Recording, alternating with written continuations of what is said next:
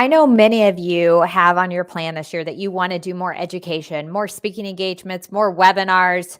You want to connect with people in that space. And this is a great time because I think people are so eager to connect with more people in their community, especially if you can do live events, even better.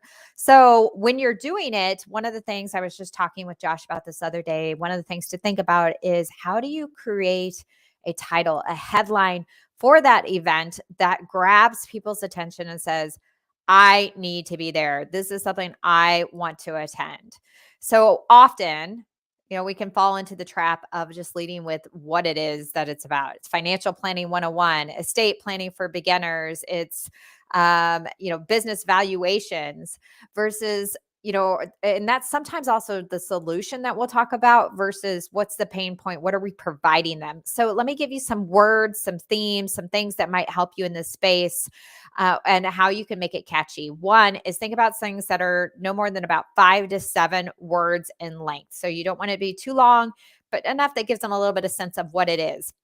Use catchy words like maximizing, secrets, overlooked, overcome the overwhelm, how to do X without Y. Those are some different frameworks that you can use and apply to practically anything, which is what I love about it. 3 steps you don't want to miss when it comes to, saving for your retirement. You really want to make sure that you're doing something that they feel like is a quick bite-sized win and something specific so that they know they're going to walk away with something that they can use right now. And of course, you're going to give them some things that are going to help them down the line as well, but they're going to get a bite-sized win. Using numbers in that title can often be very effective as well. 3 or 5. You don't want to go too big. You don't want to think about things like, hey, you're going to get the whole ebook. Nobody wants anything that big anymore. We want stuff that's really micro wins. So how can you drill it down? The other piece besides your headline to make something really compelling for somebody to want to attend is to make sure that you are identifying what are the key objectives at the end of this session, at the end of this webinar. You're going to walk away with, X, Y, and Z. You're going to walk away with knowing exactly where to start with your marketing. You're going to have, 3 tips that are going to help you to generate leads faster. You're going to have your next step when it comes to your website and maximizing that to generate leads, whatever it might be. I'm just throwing out things off the top of my head right there, but you really want to digest that and make that something of what are they going to walk away with. And this is where, like when I was talking with Josh yesterday, we were talking about ideas for his webinar.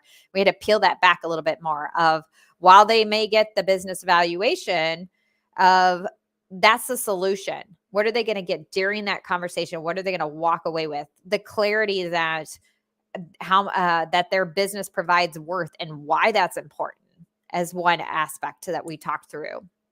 So think about that when you're webinars. I know that often you have access to a library of resources for webinars. That's a great place to start. But if you take it a step further, I think that's going to take you to go from being that was informative, that was educational, to being I want to take the next step with you. And that's what it's about, right? It's not just about informing people about all these things that are available to them, but we want them to take the next step, whatever that might be. And make sure when you're talking about that next step too, that what is it in their language, to make marketing easier. It's to have a call that's your just a strategy call is kind of boring. Can you make it sound more engaging, more jazzed up? So those are a few things. Certainly in the space of speaking engagements, we could talk on and on and on.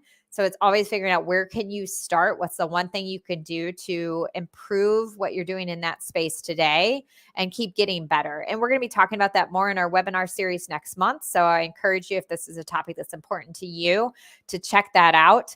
And just to let you know, one other thing that we have going on starts on Monday. It is Marketing Madness. So March Madness is right around the corner. If you know me, I love sports.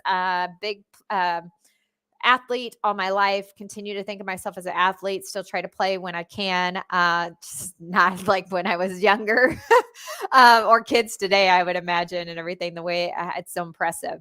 But Marketing Madness, our spin on March Madness, starts on Monday. So make sure you're following us online to get all the details to get in the game, join our bracket challenge. 5-day bracket challenge that gives you the way to just get some micro wins, some jump starts with your marketing efforts so that you can create more raving fans and you can make marketing easy for you. So we hope you will join us. We're going to have lots of fun prizes throughout the challenge. Check it out or comment below if you're interested. We'll make sure you get all the details, and we'll see you on the court next week. Have a good one.